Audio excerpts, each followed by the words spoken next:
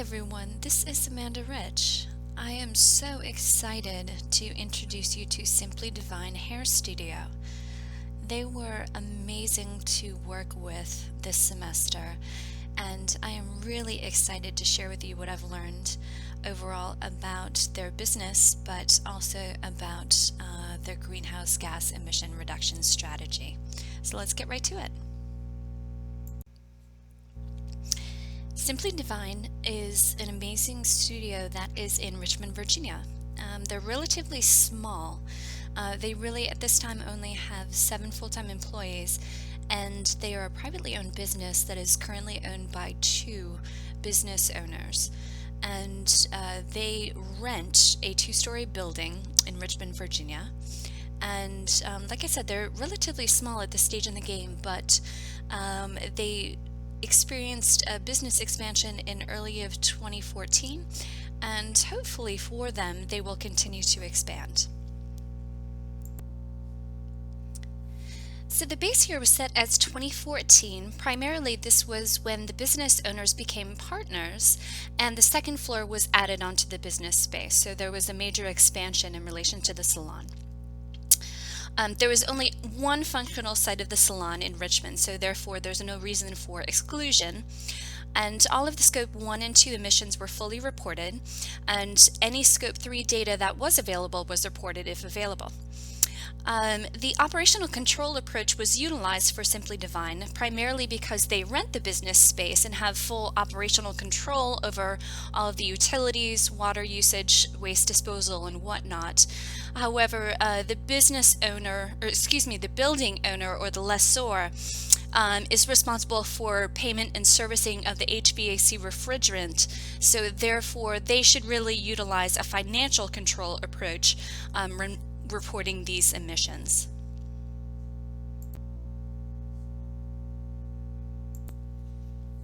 Just to provide you with a very brief summary of Scope 1 and 2 emissions, the salon utilizes natural gas to provide them with heat, and obviously heat for their water heater, and that was 1.02 metric tons of CO2 equivalent.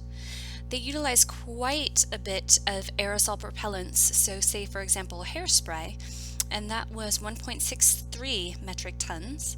And obviously for Scope 2 emissions, they utilize purchased electricity in the realm of 6.13 metric tons.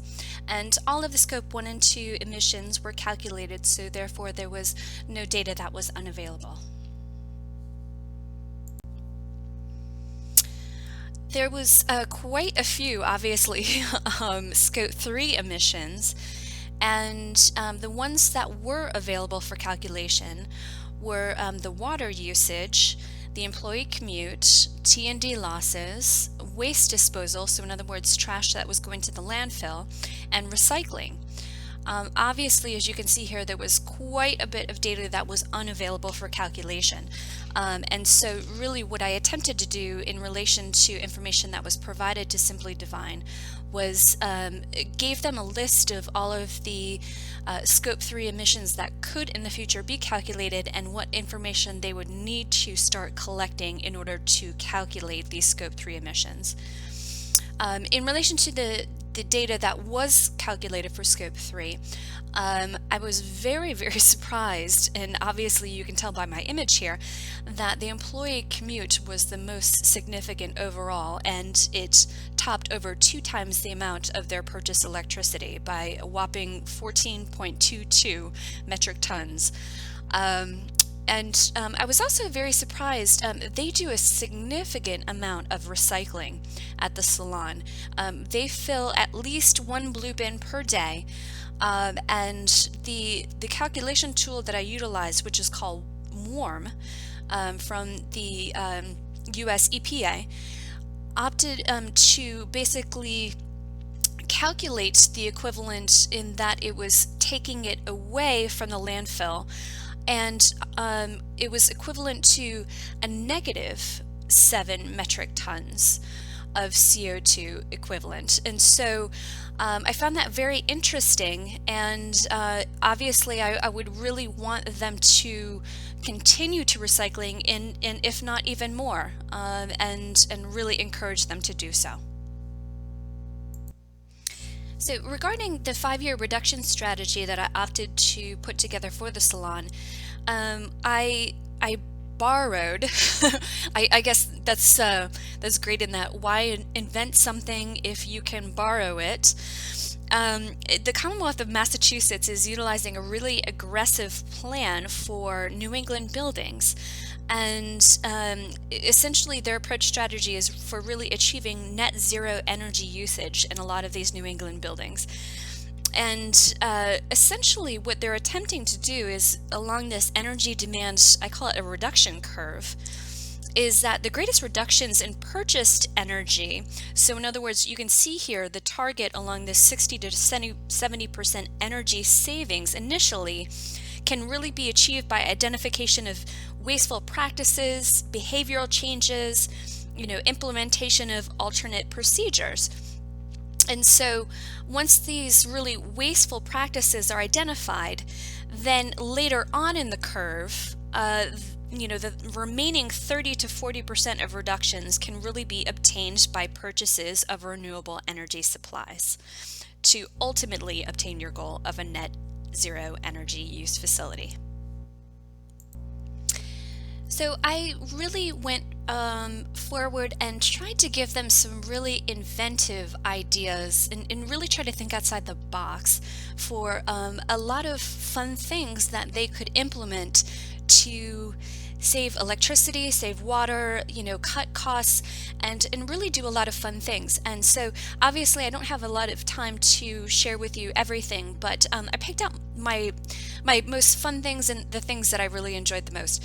So just to give you a really, really brief overview, this is something I call dry days. And what it really is that it incentivizes the customers to arrive at the salon with their hair already pre-washed and blown dry in advance of their appointment.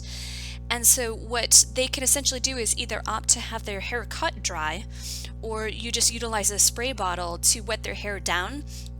And it can potentially reduce water usage at the salon by 16 gallons per customer, reduce appointment times so that at least one additional customer can be fit in per day, and reduce obviously electricity usage if you're not even utilizing a hair dryer on that customer. And this can really be implemented immediately if they so desire.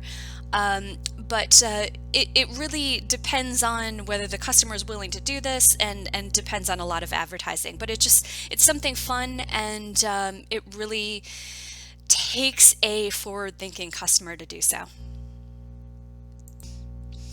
The next kind of fun thing was just simply replacing cotton towels with microfiber. Microfiber absorbs up to 50% more, and essentially it washes in a quicker cycle, and it dries approximately 15 minutes quicker. So in other words, the dryer time could be reduced by approximately 37.5% daily.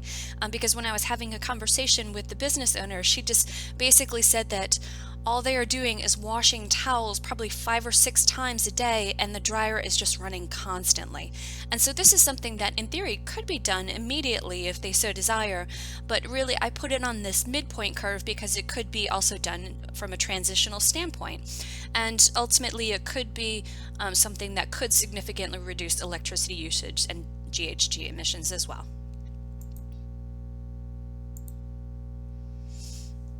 Aerosols are obviously a very significant portion of their emissions, and I think, in all honesty, I don't believe that salon owners really even understand that aerosols still have ingredients in them that are detrimental to the environment. They really believe that overall they're very safe, and that's something that really needs to be an educational thing.